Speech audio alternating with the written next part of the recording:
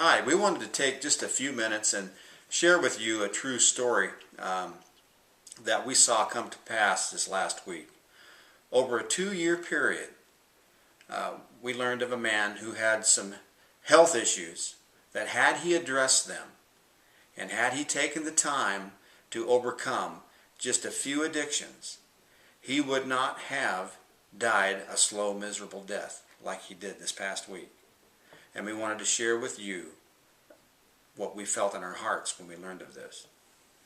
We were so grieved because the situations in this man's body, his health challenges, could have been easily and quickly reversed if he would have just done a few things.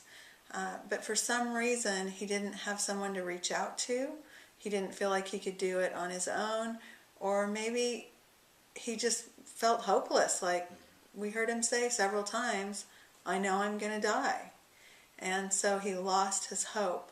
And we're here to tell you that, we're not in charge of how long we live. God is in charge of that. But we are in charge of how we live. And if we choose to live in the way that God created us to live, then most of us are going to have a long and healthful life. And again, it's up to the Lord how long we live, but it's up to us how we choose to live in this life. If this man would have just done a few things, he could have drank water. He didn't drink any water at all. He rarely ate. He mostly just smoked and drank alcohol. And the food that he ate was processed and packaged and fast food. He never got out of his chair. He sat in a chair 24 hours a day, 7 days a week at a very stressful job. And really, those are the 3 things that killed him. It was not drinking water, not eating real food, not getting any movement. And then his job was so stressful that he didn't rest. He didn't sleep very much. He didn't rest. He didn't put value on the things that really could give him life. He put value on the things that provided the lifestyle that he wanted to have. Mm-hmm. What he actually did, he traded his health to gain his wealth.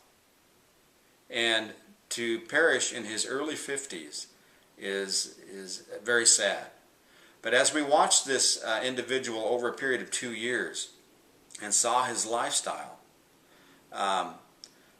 watched how his family tried to deal with him and tell him, you need to change, you need to stop smoking.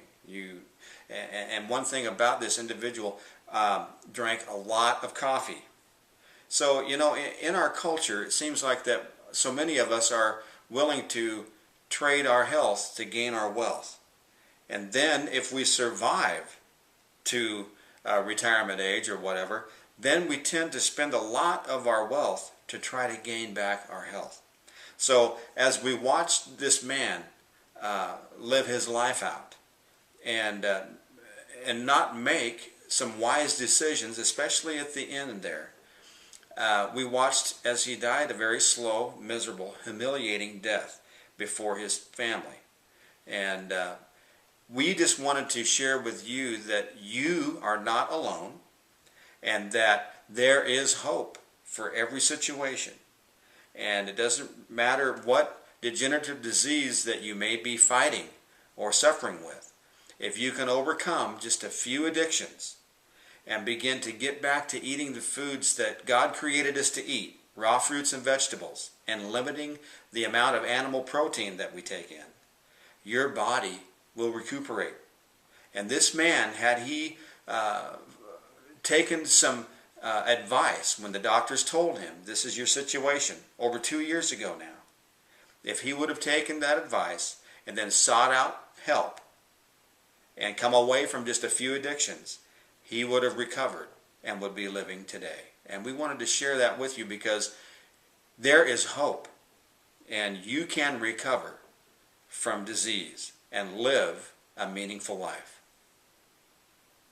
If you don't know who to talk to, you don't know where to start on our website, thewellnessworkshop.org, or give us a call, Phil and Celeste, 615-975-0186.